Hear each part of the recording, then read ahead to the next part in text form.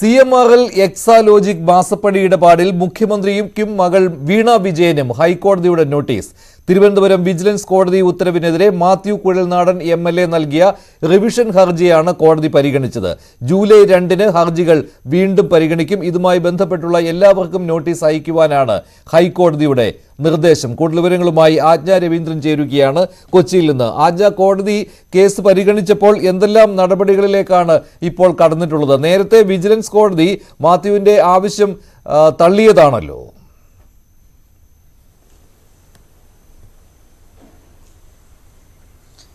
മഞ്ജുഷ്, ഇപ്പോൾ മുഖ്യമന്ത്രിക്കും വീണ വിജയനും ആണ് ഹൈക്കോടതി നോട്ടീസ് നൽകിയിരിക്കുന്നത്. CMRL എക്സാലോജിക് മാസപ്പടി ഇടപാടുമായി ബന്ധപ്പെട്ടാണ് മാത്യു കുഴൽനാടൻ നൽകിയ ഹർജിയിലാണ്, റിവിഷൻ ഹർജിയിലാണ് ഇപ്പോൾ ഹൈക്കോടതിയുടെ വിധിയുണ്ടായിരിക്കുന്നത്.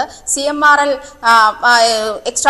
എക്സാലോജിക് കമ്പനി ഒരു ഇടപാടുമില്ലാതെ മാസപ്പടി വാങ്ങി, അതല്ലെങ്കിൽ അധ്വാനിക്കാതെ പണം കൈപ്പറ്റി എന്ന് കാണിച്ചു തന്നെയാണ് മാത്യു കുഴൽനാടൻ. നേരത്തെ മഞ്ജുഷ് സൂചിപ്പിച്ചതുപോലെ ഈ ഹർജി തള്ളിയിരുന്നെങ്കിൽ പോലും വീണ്ടും അതിൽ വിജിലൻസ് കോടതി ഇതിന്റെ ഹർജി തള്ളിയിരുന്നെങ്കിൽ പോലും വീണ്ടും അത് ഹൈക്കോടതിയിൽ റിവിഷൻ ഹർജി സമർപ്പിക്കുകയായിരുന്നു. ഇതിലാണ് ഇപ്പോൾ ഹൈക്കോടതി മുഖ്യമന്ത്രിക്കും വീണ വിജയനുമെതിരെ നോട്ടീസ് അയക്കാൻ ഉത്തരവിട്ടിരിക്കുന്നത്. മഞ്ജുഷ്.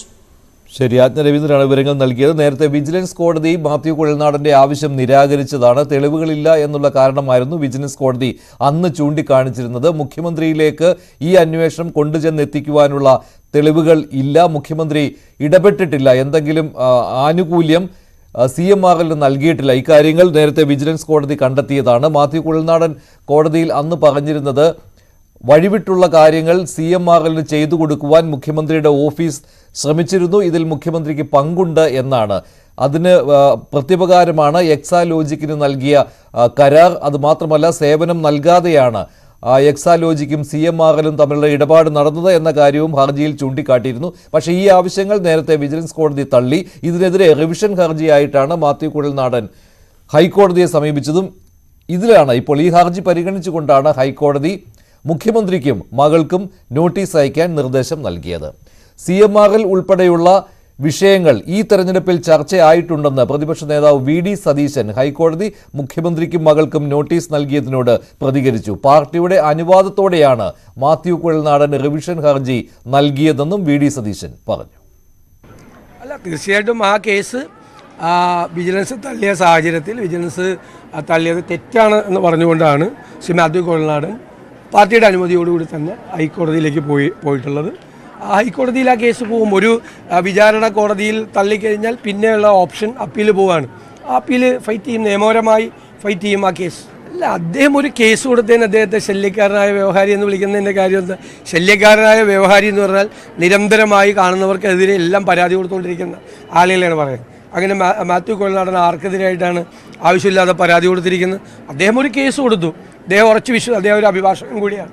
ആ കേസിൽ കണ്ടന്റ് ഉണ്ടെന്ന് വിശ്വസിക്കുന്നു.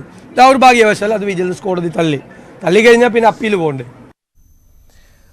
മുഖ്യമന്ത്രിക്കുള്ള നോട്ടീസ് ഹൈക്കോടതി കേസ് അംഗീകരിച്ചതിന് തുല്യമാണെന്ന് തിരുവഞ്ചൂർ രാധാകൃഷ്ണൻ. മുഖ്യമന്ത്രി സ്ഥാനത്ത് നിന്ന് മാറി നിന്നുകൊണ്ടാണ് അന്വേഷണം നേരിടേണ്ടതെന്നുമാണ് അദ്ദേഹം പ്രതികരിച്ചത്.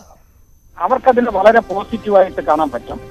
കോടതിയുടെ നടപടിക്രമങ്ങൾ മുന്നോട്ട് പോകുന്നു എന്നുള്ളത് കൊണ്ട് ആ നടപടിക്രമങ്ങൾ പൂർത്തിയാകുന്നത് കഴിഞ്ഞാൽ സ്ഥാനത്തുനിന്ന് ഒഴിവായി നിൽക്കാം എന്നുള്ള തീരുമാനമായിരിക്കാം എടുക്കേണ്ടത്. അങ്ങനെയുള്ള പ്രീസിഡൻസ് കേരളത്തിലുണ്ട്, പല പ്രീസിഡൻസും ഉണ്ട്. വേണമെങ്കിൽ നോട്ടീസല്ലേ ഉള്ളൂ, അതുകൊണ്ട് ഞങ്ങൾ അതിന് മറുപടി അങ്ങ് കൊടുക്കും എന്ന് പറഞ്ഞ് വേറൊരു ന്യായം പറഞ്ഞു വേണമെങ്കിൽ ഒഴിഞ്ഞു നിൽക്കാനും പറ്റും തൽക്കാലത്തേക്ക്. കേസ് സ്വീകരിച്ചു എന്നുള്ളത് പ്രധാനപ്പെട്ട പ്രശ്നം. നോട്ടീസ് അയക്കാൻ തീരുമാനിച്ചു എന്ന് പറയുമ്പോൾ തന്നെ ഏകദേശം കേസ് അംഗീകരിച്ചതിന്റെ മട്ടിലായി. പിന്നെ അതിന്റെ പ്രതികരണം നടത്തുന്നത് മുഖ്യമന്ത്രിയുടെ ഭാഗത്തു നിന്നാണ്. മുഖ്യമന്ത്രി അതിനെ എങ്ങനെ കാണുന്നു എന്നുള്ളതാണ്. ഇതുവരെയുള്ള പ്രവർത്തനങ്ങൾ നമ്മൾ എടുത്തു നോക്കിയാൽ സ്വാഭാവികമായിട്ടും ഞങ്ങൾ ഇതിന് പ്രശ്നവുമില്ല, ഞങ്ങൾ അതിന് മൈൻഡ് ചെയ്യുന്നില്ല എന്ന് പറയാനാണ് സാധ്യത. വേണമെങ്കിൽ നോട്ടീസ് ഞങ്ങൾ കൊടുക്കും, അതുകൊണ്ട് തന്നെ എന്നെങ്കിലും നിൽക്കും.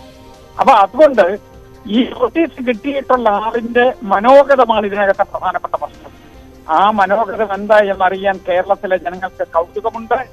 കേരളത്തിലെ ജനങ്ങൾ അത് കാത്തിരിക്കുകയാണ്. മാസപ്പടി കേസിൽ മുഖ്യമന്ത്രിക്ക് നോട്ടീസ് അയക്കാൻ ഹൈക്കോടതി തീരുമാനം